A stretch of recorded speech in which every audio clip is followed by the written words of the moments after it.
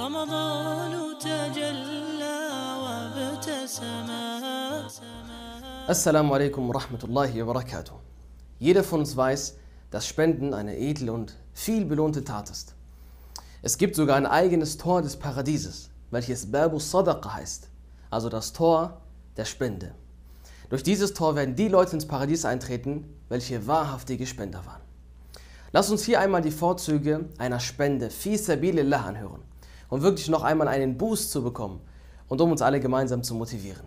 Und vor allem sollte uns dieses Video wachrütteln und uns warnen, dass wir nicht zu den Leuten gehören, die Allah Ta'ala beschreibt, indem er sagt: وَأَنْفِقُوا مِمَّا رَزَقْنَاكُمْ مِنْ قَبْلِ أَنْ يَأْتِيَ أَحَدَكُمُ الْمَوْتِ فَيَقُولَ رَبِّ لَوْلَا أَخَرْتَنِي إِلَى أَجَلٍ قَرِيبٍ فَأَصَّدَّقَ وَأَكُنْ مِنَ الصَّالِحِينَ. Und gebt aus von dem, womit wir euch versorgt haben, bevor zu einem von euch der Tod kommt und er dann sagt: Mein Herr, würdest du mich doch auf eine kurze Frist zurückstellen, dann würde ich Almosen geben und zu den Rechtschaffenen gehören.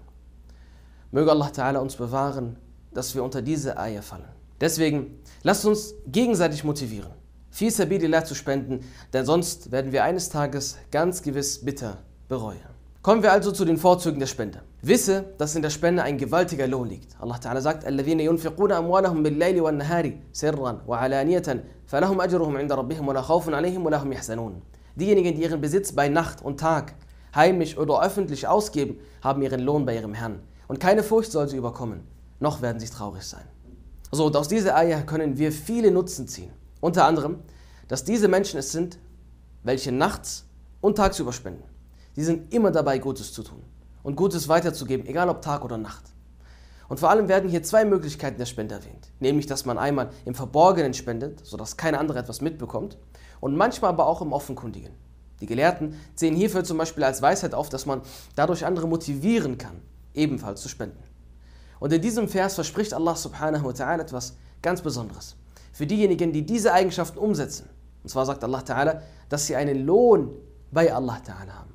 Und bei Allah, der Lohn bei Allah Ta'ala ist besser als die gesamte Dunya und was sich in ihr befindet. Und da geht es aber noch weiter.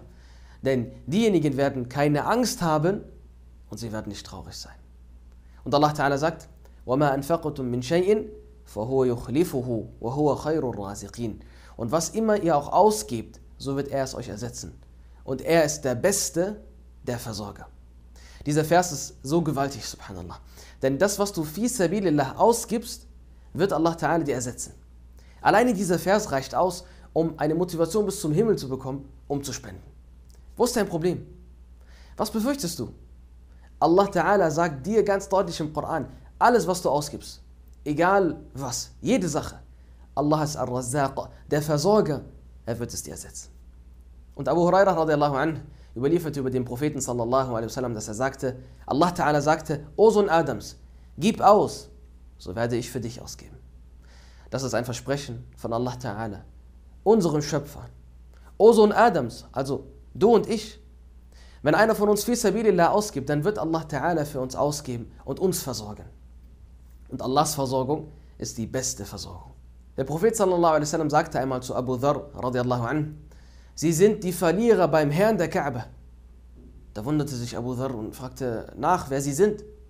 Dann antwortete der Prophet sallallahu alaihi wasallam: Das sind diejenigen, die viel Geld besitzen. Subhanallah, er bezeichnete sie als Verlierer und in einer anderen Überlieferung als diejenigen mit wenig Lohn in der Akhira. Doch er schloss eine Gruppe von Wohlhabenden aus. Und zwar diejenigen, die davon ausgeben. Vorne, hinten, rechts und links. Also sie geben davon aus in allen möglichen Richtungen. Diese sind davon ausgenommen. Anas ibn Malik radiallahu anhu berichtete, dass Abu Talha al-Ansari der reichste Mann der Ansari al-Medina war. Und dieser Abu Talha radiallahu anhu, welcher übrigens der Stiefvater von Anas ibn Malik radiallahu anhu war, er hatte einen Garten mit Palmen und einen Brunnen in der Nähe der Prophetenmoschee. Und selbst der Prophet sallallahu alaihi wasallam kam in diesen Garten und trank von dem Brunnen, welcher gutes, lecker schmeckendes Wasser hatte. Der Name dieses Brunnens war Biruha. Als Allah Ta'ala den Vers in Surah Al-Imran herabsandte: لَن تَنَالُوا الْبِرَّ حَتَّى تُنْفِقُوا مِمَّا تُحِبُّونَ وَمَا تُنْفِقُوا مِنْ شَيْءٍ فَإِنَّ اللَّهَ بِهِ عَلِيمٌ. Ihr werdet die Güte nicht erreichen, bevor ihr nicht von dem ausgebt, was euch lieb ist. Und was immer ihr ausgebt, so weiß Allah darüber Bescheid.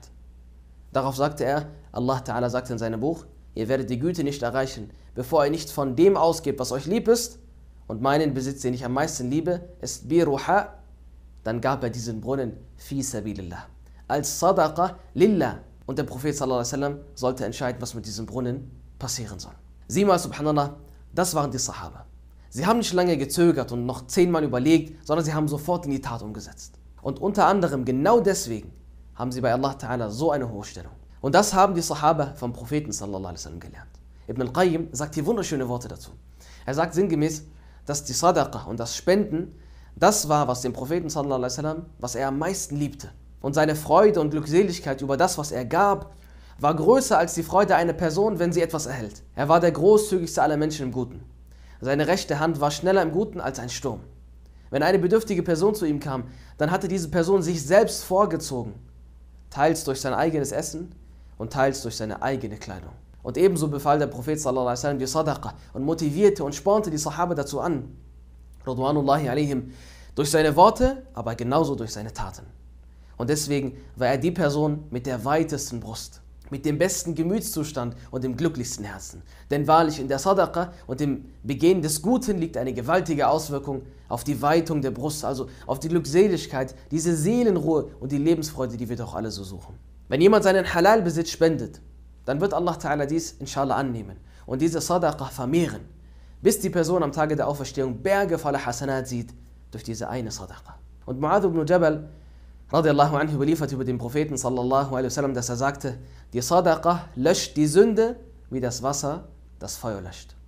Und wir, jeder von uns, jeder Einzelne hat das nötig. Deswegen lasst uns unsere Fehler durch die Sadaqah löschen. Dann gibt es einen weiteren gewaltigen Vorzug der Sadaqah. Und zwar, dass die Sadaqah das Geld vermehrt und es reinigt. Denn im Hadith wird überliefert, dass die Sadaqah das Geld nicht vermindert. Niemals. Und das ist Realität. Vielleicht hast du selbst auch einmal diese Erfahrung gemacht. Ja, dass wenn du fi sabilillah etwas spendest, dass das Geld dann auf einmal irgendwie von einer anderen Seite wieder reinkommt. Und zwar gereinigt und gesegnet, subhanallah. Und die Sadaqah löscht den Zorn Allahs auf den sündigen Diener.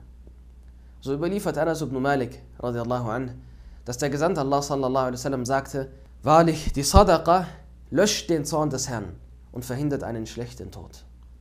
Die Sadaqah schützt und bewahrt uns vor vielen üblen Sachen. Ibn al-Qayyim, rahimallah ta'ala, sagt sogar, dass wenn ein Zalim, ein Ungerechter oder sogar ein Kafir, ein Nicht-Muslim spendet, dass Allah ta'ala ihm dadurch vieles Schlechtes fernhält. Subhanallah, wie ist es dann erst bei einem Muslim, der spendet?